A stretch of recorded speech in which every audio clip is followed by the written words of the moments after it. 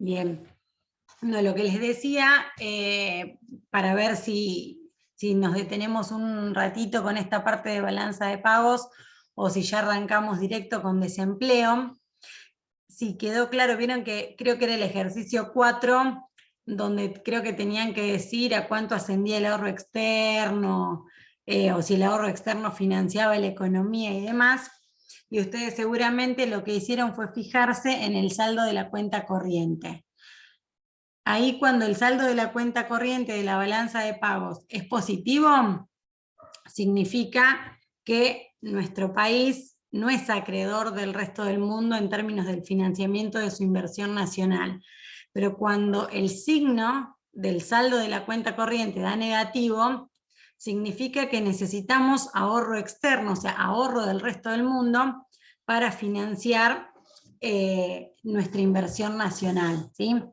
Entonces yo, como para que por ahí no lo entiendan de memoria, quería un poquito ver de dónde sale eso o cómo justificarían eso, como para que no se lo automaticen de memoria, negativo, positivo y demás. Pero si lo vieron por ahí con el ejercicio 4 y más o menos quedó claro, pasamos a desempleo, y si no, nos detenemos un ratito con este puntito.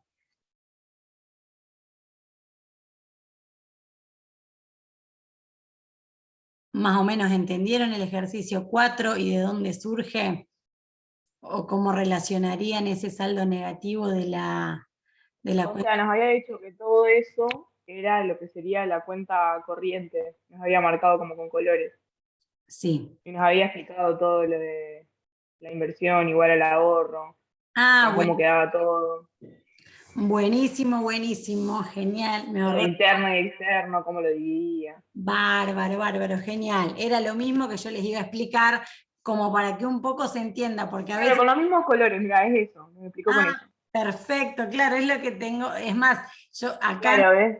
acá se los marqué lo de la cuenta, y acá, digamos, Claro, la partecita. Porque a veces, si no, es como que si no se claro. explica esto, ustedes dicen, pero ¿qué tiene que ver? Si el saldo de la cuenta corriente, ¿por qué con el ahorro externo? Es como que no entienden cómo viene la Me vinculación. explicó lo del PBI, cómo lo llevábamos, me dijo, ¿se Perfecto. acuerdan cuando lo llevábamos? Aparte, acá es como que ya van anclando en cosas que ya la tienen clara, de PBI o ingreso bruto Claro. interno, y está bueno. Buenísimo, buenísimo. Entonces, mejor, porque nos podemos abocar de lleno a... no tengo tantas ventanas abiertas, al tema de hoy. Bien. Bueno, genial. Hoy lo que vamos a ver entonces es desempleo. Lo que veamos hoy va a entrar tanto en teoría como en práctica. Digo en práctica porque por ahí se les puede pedir el cálculo, se les da información y tienen que calcular alguna tasa, o tienen que dar alguna definición de algún tipo de desempleo o de alguna de las cuestiones ¿Va a que... haber clase de práctica de desempleo? Porque No dijeron va, como que la no, semana que viene no había más. no, no, clase, vieron que no hay en la guía, porque es como que lo que les podemos llegar a pedir es: calcule la tasa de actividad de un país, y les damos los datos, o les damos datos y a algunos les toca calcular la tasa de actividad, a otra la tasa de desempleo, a otro la tasa de empleo, a otro la tasa de subocupación. O sea, con la misma información tienen que ver qué usan, pero no mucho más de eso. Pero bueno, como es el cálculo de tasas y demás, es como que es algo práctico, pero con lo que veamos hoy les va a alcanzar tanto para la teoría como para la parte práctica. Incluso les voy a subir algunas fichitas cortitas de desempleo, como para que tengan como para que estén bien las definiciones y ese tipo de cuestiones. Bueno, básicamente, antes de entrar con la definición de desempleo y demás, cuando nosotros entramos al mercado de trabajo, vieron cuando hacíamos mercado de bienes y servicios o mercado monetario. Acá en el mercado de trabajo tenemos oferentes y demandantes de fuerza laboral, o sea, de trabajo, ¿sí? Trabajadores que ofrecen, digamos, sus horas de trabajo, y empresas o empleadores que demandan horas de trabajo para la provisión de bienes y servicios. Entonces las variables que nosotros tenemos cuando hacemos el gráfico es, por un lado, la cantidad de trabajo, medidas en horas, meses, quincenas, y después tenemos el salario, ¿sí? En el eje Y tenemos el salario real, ¿sí? Una distinción, bueno, que ya lo vimos cuando vimos el tema de IPC, es distinguir una variable en términos nominales o en términos reales, ¿sí? Nosotros podemos tener un salario nominal, que está medido por el importe de dinero que voy cobrando cada uno de los meses, pero algo fundamental es poder expresar ese salario en términos reales, en términos del poder de compra que tiene ese salario, ¿sí? Entonces, el salario en términos reales es el salario nominal deflactado por el nivel general de precios o el índice de precios, ¿sí?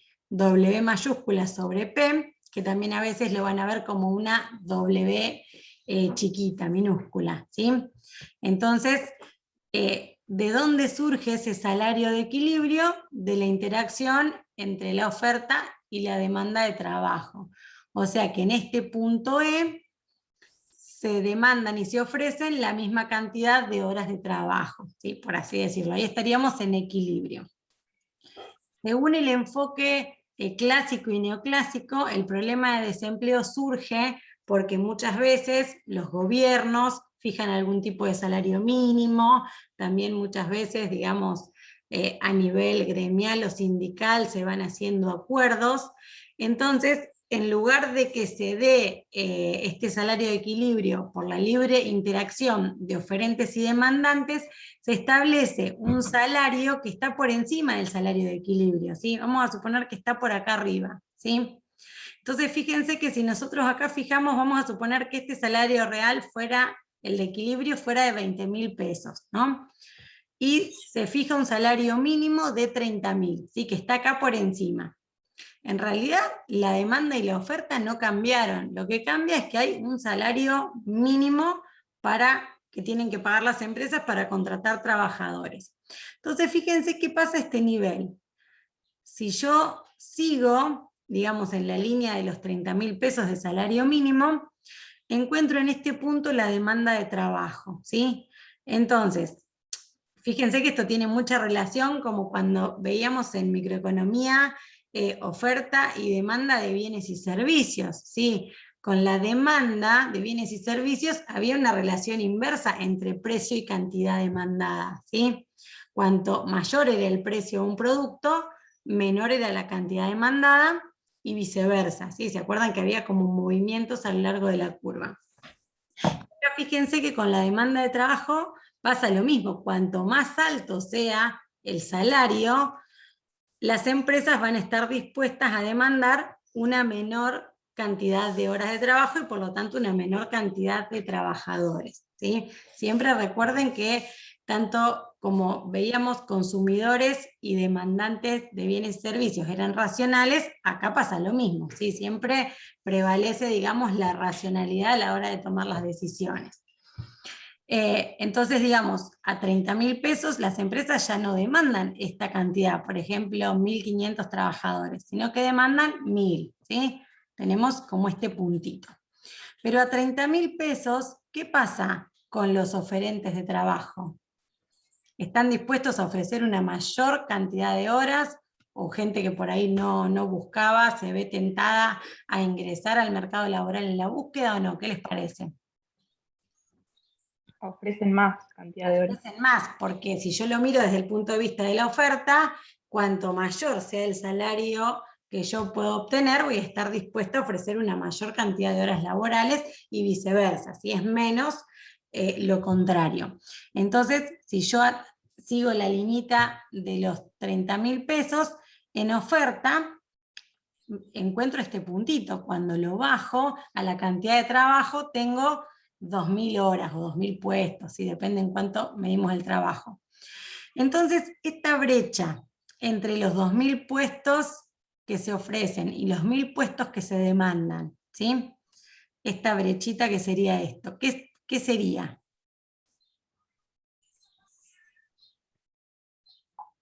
¿Qué ¿Qué les parece? ¿Qué intuyen que podría ser esa brecha? El exceso de demanda. Acá por ahí es medio complicado, porque acá la demanda es por parte de las empresas y la oferta es por parte de los trabajadores. En este caso, fíjense que lo que habría sería un exceso de oferta, ¿sí? La gente ofrece, no sé, hay 2.000 postulantes y las empresas solamente demandan 1.000 puestos, ¿sí? Entonces, esa brecha, ese exceso de oferta en relación a la demanda de trabajadores, sería básicamente lo que conocemos como desempleo, ¿sí? Porque va a haber 1.000 personas activamente postulándose a los trabajos y no encontrando, digamos, ese empleo. ¿Se entiende, chicos? La idea. Esto era como un poco antes de meternos en las definiciones para tener un poquito de idea del mercado de trabajo. Después, por supuesto, como todo mercado, si por algún motivo aumenta la demanda de trabajadores por parte de las empresas, esta curva azul se desplazaría hacia la derecha y hacia arriba, y habría una mayor cantidad de puestos de trabajo y un mayor nivel de salario real, viceversa, y lo mismo si hay movimientos de la oferta de trabajo. Pero bueno, era como para tener un pantallazo antes de meternos de lleno con el tema de desempleo. Si nosotros hablamos de desempleo o desempleados o desocupados, a ver, ¿quién se animaría como a arriesgar alguna definición de desempleo? Como para empezar a armar la definición. ¿Estaría bien? ¿Qué les parece si yo les dijera, desempleado es todo aquel que no tiene un empleo? ¿Podría ser una definición, les parece, en términos económicos? No, o No. sea, hay gente que está desempleada, o sea, por no estar en blanco, y Bien, ahí por ahí es un poco diferente, porque ahí estamos hablando de empleo no registrado. Esa persona en claro, realidad, eso. pero está bien, pero podría Pero, o sea, también, como registrado vos no lo tenés a esa claro, en persona. las estadísticas esa persona no te figura. Cuando vos calculás con la información oficial la tasa de desempleo o de empleo, no se refleja. Pero puede darse el caso, porque no es lo mismo cuando hablamos de desempleo en términos económicos que no tener empleo, porque puede ser el caso de la madre de algunos de ustedes que no tenga un trabajo, porque es ama de casa. Entonces esa persona no tiene trabajo, pero no es que desea trabajar. Ya está, habrá trabajado, o no sé, una mujer que tuvo familia y se toma, no sé, 3 años para criar a los chicos o lo que fuera, y no quiere realmente trabajar, ¿sí? Entonces, en términos económicos, vamos a considerar a una persona que esté desempleada o desocupada, más a los efectos del cálculo de las tasas que vamos a ver. Primero, yo me tengo que fijar, digamos, una franja de edades, porque, a ver, un nene, no sé, mis hijos, ¿son desempleados? Y sí, empleo no tienen, pero son chiquitos, entonces, sí, lo mismo un jubilado, si ya trabajo. Entonces, nos fijamos, depende de las legislaciones de los diferentes países, más o menos entre los 16 y 18 años, hasta los 60, 65 años, pero más o menos sería como la etapa productiva, ¿sí? De nuestra población económicamente activa, por así decirlo. Pero dentro de esa franja, también tenemos casos que las personas están dentro de esa edad, están en edad y en condiciones de trabajar, pero no desean hacerlo, sino están activamente buscando un empleo, que sería el caso de una ama de casa, diferentes casos que puede haber de que estando en edad y en condiciones de trabajar, no desean hacerlo y por lo tanto no están buscando activamente un empleo. También puede darse el caso de que las personas están en edad, pero no están en condiciones de trabajar, porque tuvieron determinado accidente de trabajo, que quedaron inhabilitados y tienen una jubilación por invalidez. Entonces, están en la franja, digamos, de edades, pero no están en condiciones de trabajar, ¿sí? Entonces tenemos que mirar que estén en esa franja de edad, que estén en condiciones de trabajar y que realmente estén activamente buscando un empleo, ¿sí? Entonces, bueno, obviamente que estén activamente buscando un empleo o que estén empleados, ¿sí? Por supuesto, los que ya tienen un empleo ya lo tienen, ¿sí? O sea, en esa franja, que sería nuestra población económicamente activa, nuestra PEA, que es un concepto muy importante, nosotros tenemos personas en edad y condiciones de trabajar que están actualmente trabajando, que serían los empleados u ocupados, y tenemos personas que están activamente buscando un empleo y aún no lo consiguen, que serían nuestros desempleados o desocupados, ¿sí? Si algo no queda claro o los mareo, me frenan y lo repasamos de nuevo, ¿sí? Entonces, acá aparece nuestro primer concepto importante, esta población económicamente activa. Y determinar, que a veces por ahí se confunden, no asociar desempleo a no tener trabajo, ¿sí? Sino que para considerarse desempleado tiene que estar en edad y en condiciones y estar activamente buscando trabajo. Otro concepto importante de desempleo es la sobreocupación y la subocupación. Porque puede darse el caso, por ejemplo, vamos a suponer este ejemplo, ¿no? Justina y yo, las dos trabajamos mediodía de administrativas en un estudio contable, ¿sí? Entonces, ¿qué sucede? Trabajamos mediodía 4 horas, trabajamos a tiempo parcial, ¿sí? Cuando la jornada laboral promedio es de 8 horas diarias.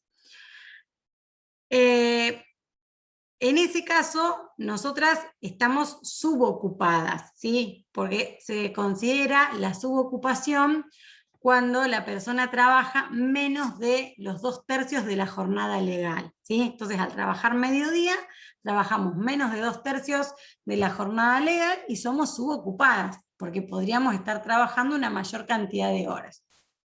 Lo contrario a la sobreocupación, ¿sí? Cuando se trabaja más horas de la jornada legal.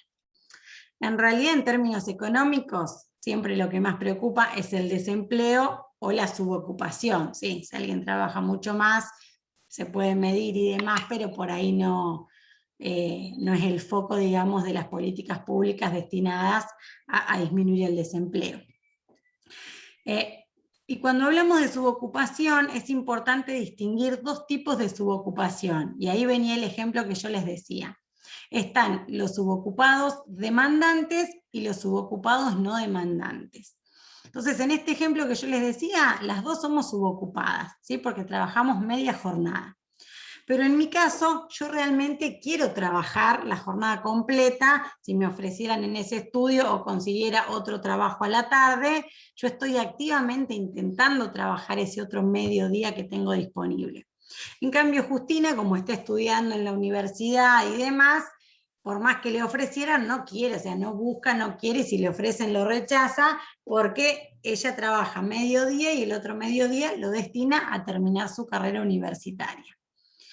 Entonces, ¿cuál de las dos sería una subocupada demandante?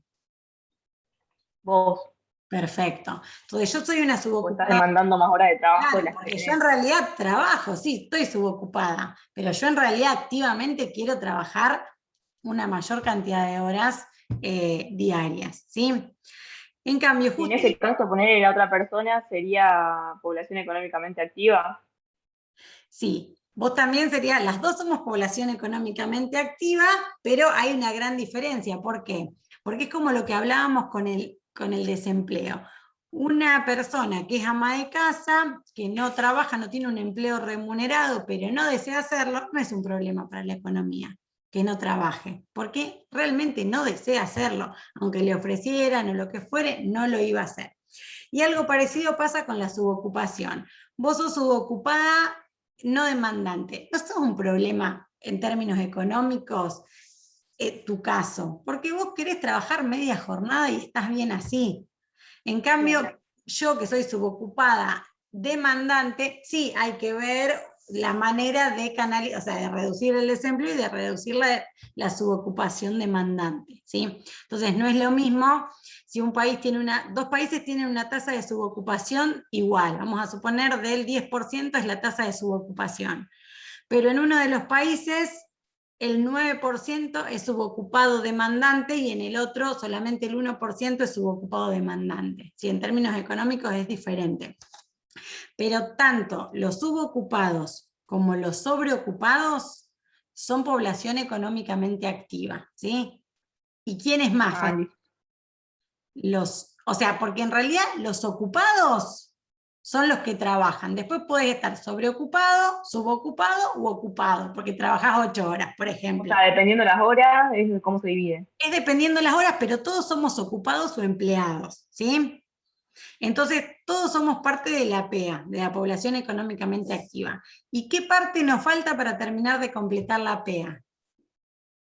Los empleados u ocupados y quiénes más.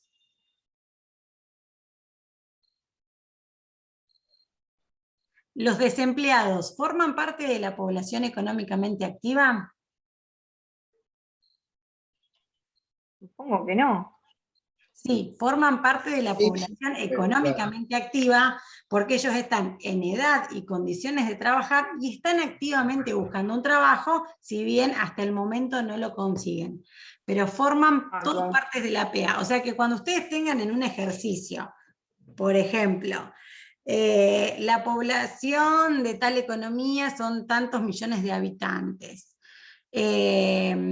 Y les dice, tantos son empleados, o sea, no sé, vamos a poner un ejemplo más fácil. 3 millones son ocupados y 2 millones son desocupados, y les da otro tipo de datos adicionales.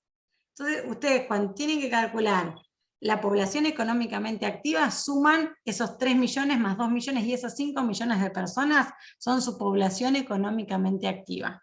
La diferencia es que una parte ya está empleado y otra parte está queriendo emplearse y aún no lo consigue. Porque hay otro concepto importante que vamos a ver ahora, que es la tasa de actividad.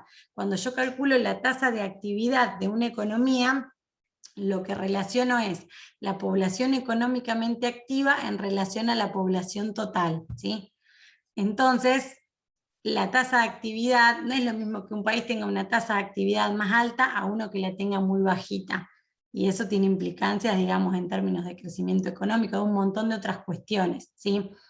Hay países, por ejemplo, que tienen por ahí ahora que se extendió tanto la expectativa de vida, una población por ahí muy envejecida, o que por X causas no desean trabajar o no están en condiciones de trabajar, tienen una tasa de actividad mucho menor, ¿sí?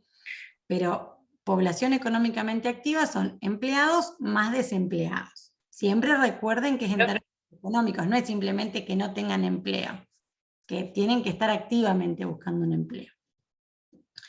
Y si tienen los datos sueltos, por ejemplo, los subocupados son tantos, o los demandantes, o sea, van sumando hasta completar los empleados más los desempleados, y ese es la cantidad de personas que forman parte de la población económicamente activa. Profe, Sí. en ese caso, supongamos que nos dice desempleados mayores de 18 años serían tantos, o desempleados así en general, diría. Por bueno, si son menores de 18 que no pueden trabajar todavía, a eso me refiero. Claro, no, siempre, digamos, tienen que estar en el rango, ¿sí? Eso desde ya. Después, el dato se los pueden dar de diferente forma, porque hay veces que se les dice, la población es de 44 millones de habitantes. El 60% es económica, o tanto por ciento, entonces les da por porcentaje, ¿sí? Entonces ustedes lo aplican y ahí ya se supone, no tienen que ver la edad o la condición, o sea, ya se los da, calculan y ya van teniendo, digamos, desocupados, ocupados, subocupados, demandantes, no demandantes. Por lo general siempre ya no se les complica tanto la vida con la edad o con algo muy raro, ¿sí? Pero sí siempre en el caso que fuera así, siempre tengan en cuenta que tienen que estar en edad y condiciones. No establezco como una edad porque dependiendo, por ejemplo, incluso hay actividades que tienen digamos que se pueden jubilar no sé, a los 50 años o a los 55, y depende de las legislaciones. Por ejemplo, si bien es mayores de 18, hay como una excepción para los que están entre 16 y 18 años, pero digamos, no se va a bailar tan finito. Pero para que les quede claro el concepto, tienen que estar en esa franja, digamos, que más o menos va entre los 16 y 18, y los 60, 65, un poquito menos, y en condiciones de trabajar, ¿sí? Claro, sí. O trabajando o buscando empleo. Después tenemos, bueno, entonces la tasa de actividad la vimos recién, la población económicamente activa sobre la población total por 100, eso nos da la tasa de actividad. Un error que cometen siempre, fíjense, tanto la tasa de empleo como la tasa de desempleo, el denominador es la población económicamente activa. Cuando calculan la tasa de desempleo, en el numerador ponen la cantidad de personas desempleadas, ¿sí? Dividido la cantidad de personas que forman parte de la población económicamente activa. En la tasa de empleo ponen en el numerador la cantidad de personas empleadas y ahí ponen la cantidad de personas empleadas. No se enrosquen con si están sobreocupadas, subocupadas, demandante o no demandante. Todas esas son empleadas. Después, si nos metemos adentro de esa población empleada, podemos empezar a ver, sobre, sub, demandante, no demandante, ¿sí? Pero son todos, forman parte de la población ocupada. Dividido la población económicamente, sí. Entonces, en la población económicamente activa, sumamos también desempleados y empleados, Sí, por más de que después los pongamos como numerador arriba. sí. La población económicamente activa justamente son esos, empleados y Todos. desempleados. Porque justamente Sí. son todas esas personas que están en edad, en condiciones de trabajar, o que están trabajando, o que están activamente buscando el trabajo y todavía no lo consiguen. Eso, si ustedes se esquematizan bien eso, perfecto, porque a veces es como que son muchos conceptos y se mezclan. O uno tiende como el desempleado, como está desempleado y no recibe ingresos, viste, es como que y no, o sea, Sí. todos son económicamente activos, porque en realidad si consiguen un trabajo empiezan a producir, a recibir un ingreso y demás, ¿sí? Entonces son población económicamente activa. Acá estuvo buenísimo que te diste cuenta clarito con la tasa, porque ¿cómo son la tasa de empleo y la tasa de desempleo? Son complementarias. Si la tasa de desempleo es del 10%, la tasa de empleo es del 90%. El 90%. Ahí queda claro que la PEA... Era como lo de la propensión marginal a consumir y Claro, ahorrar. tal cual, porque la base es la misma y la base justamente es la sumatoria de desempleados y empleados. Y esto siempre, porque también parecen pavadas, pero a veces, bueno, por ejemplo, el error súper común que les iba a empezar a decir hace un ratito, y digo, primero les digo la definición, es que calculan la tasa de desempleo como desempleados sobre población total, porque generalmente en el ejercicio no les damos... la cantidad de desempleados son 5.000 personas y la PEA son 15.000. Calcule la tasa de desempleo. No, le damos un ejercicio que les dice, la población total es de 30.000 personas, de eso tanto es esto, y por ahí una de las preguntitas es la tasa de desempleo. ¿Qué hace no sé, no me quiero quedar corta, pero por lo menos la mitad hace desempleados sobre población total? Es como que todo es dividido población total, y si lo piensan un poco, no tiene sentido contrastar sobre una población Claro, total. dentro de la población total estaría la gente que no está buscando trabajo. Claro, la población total la tienen en cuenta solamente para la tasa de actividad. Van a ver que para todo el resto de las otras tasas es todo sobre la PEA, porque nos interesa justamente la población económicamente activa, la que está trabajando o la que quiere activamente trabajar y todavía no la contratan, ¿sí? Pero perfecto eso, la PEA es la sumatoria de desempleados más empleados, y siempre en número de personas. A veces también es como que uno está tanto con pesos que estos son cantidad de personas. Bueno, después teníamos, yo les decía, bueno, acá salió cortado me parece. la tasa de subocupación sería, esto de acá arriba, sería la tasa de subocupación, ¿sí? Que sería la tasa de aquellas personas que trabajan menos de los 2/3 de la jornada legal, ¿sí? Entonces, toda esa cantidad de personas que están subocupadas, sean subocupados demandantes o no demandantes, acá no nos interesa, lo dividimos por la PEA, multiplicamos por 100 y tenemos la tasa de subocupación. Y después tenemos también, esa tasa de subocupación nos interesa analizarla en términos de subocupación demandante y no demandante. Entonces, para calcular la tasa de subocupados demandantes, que era el ejemplo que yo les di mío, que yo trabajaba mediodía a la mañana, pero que yo activamente estaba buscando conseguir otro trabajo a la tarde, o un trabajo de jornada completa, entonces esa tasa es la de subocupados demandantes. Y el caso de Justina, personas que trabajan mediodía o menos de los 2/3 de la jornada legal, pero no desean trabajar mayor cantidad de horas, que son los subocupados no demandantes, dividido la PEA, me da la tasa de subocupación no demandante, ¿sí? Pero fíjense que salvo la primer tasa, que es la tasa de actividad, donde yo quiero medir otra cosa, todas las otras siempre en el denominador ponen la población económicamente activa. Contrastamos todo sobre la población económicamente activa.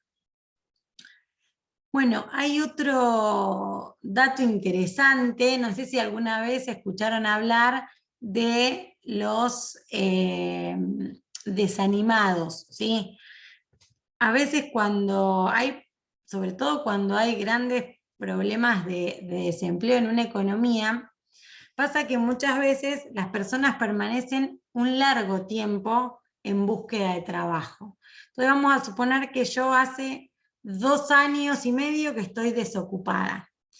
Y ya hace todo ese tiempo que mando currículum a todos lados, voy a 500.000 entrevistas, no sé, y nada.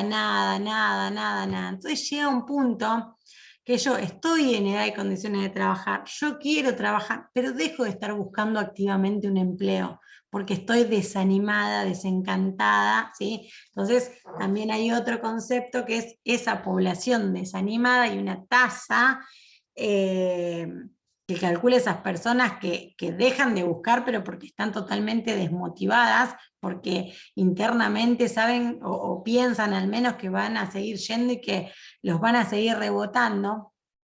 Entonces, esas personas, ¿les parece que van a verse reflejadas en la tasa de desempleo de la economía?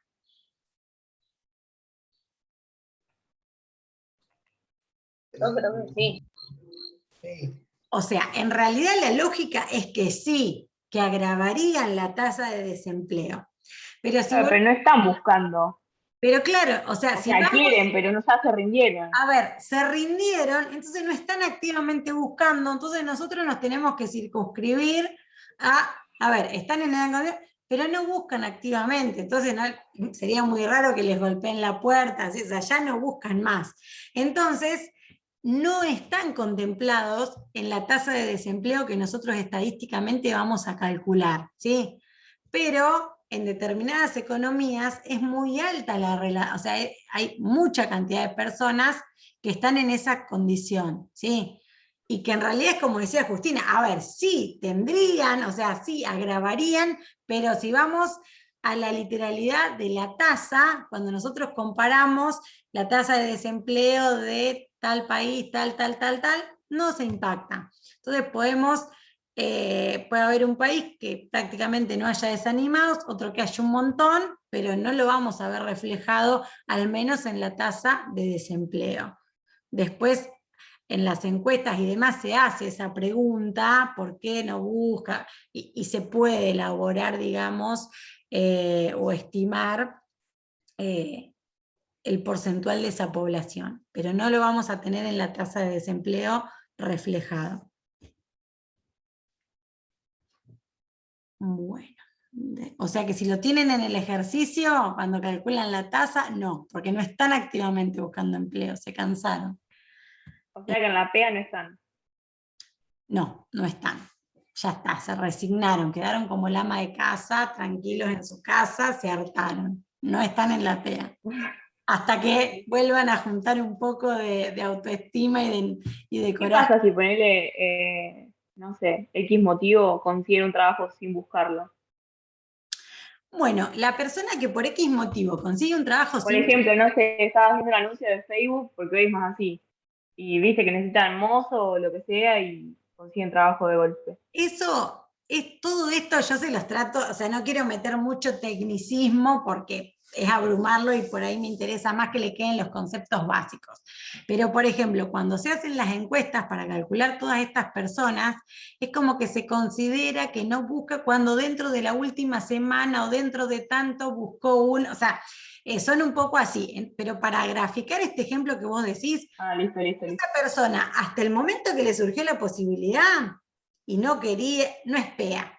Ahora, en el momento que le surgió la posibilidad y empezó a trabajar, es empleado y forma parte de la PEA. Y por ejemplo, que le surgió la posibilidad, no le gustó, pero bueno, ahora no, este trabajo no me gustó. Fui una semana, no me gustó, Claro. no voy más. Pero me gusta porque tengo mi dinero en este momento, colaboro con mi familia, este trabajo no me gustó, pero empiezo activamente a buscar un trabajo, empiezo a formar parte de la PEA. Listo. Es como las encuestas que te hace la UNOVA cuando tenés que completar. Claro, Sí, buscar. tal cual, lo que pasa que acá hay todo un esquema de índices oficiales que se van midiendo y demás, pero es lo mismo, porque en definitiva, más allá de que, o sea, tiene por ahí otra finalidad, pero siempre cuando uno hace este tipo de encuestas o quiere saber esta información, es porque uno quiere hacer algo con eso, ¿sí? En términos, digamos, macro, como lo estamos viendo acá, es para ver las políticas destinadas al trabajo, para ver, no sé, cuál es el motivo para generar, no sé, porque ¿se acuerdan que en la primera clase nosotros vimos como los 4 grandes objetivos macroeconómicos? Crecimiento económico, estabilidad del nivel general de precios, equilibrio exterior, y el cuarto, o el tercero, no me acuerdo en qué orden estaban, eran justamente disminuir la tasa de desempleo. En el caso de la UNOVA, por ahí hace esas estadísticas para ver la inserción laboral de sus estudiantes o de sus graduados, para saber si por ahí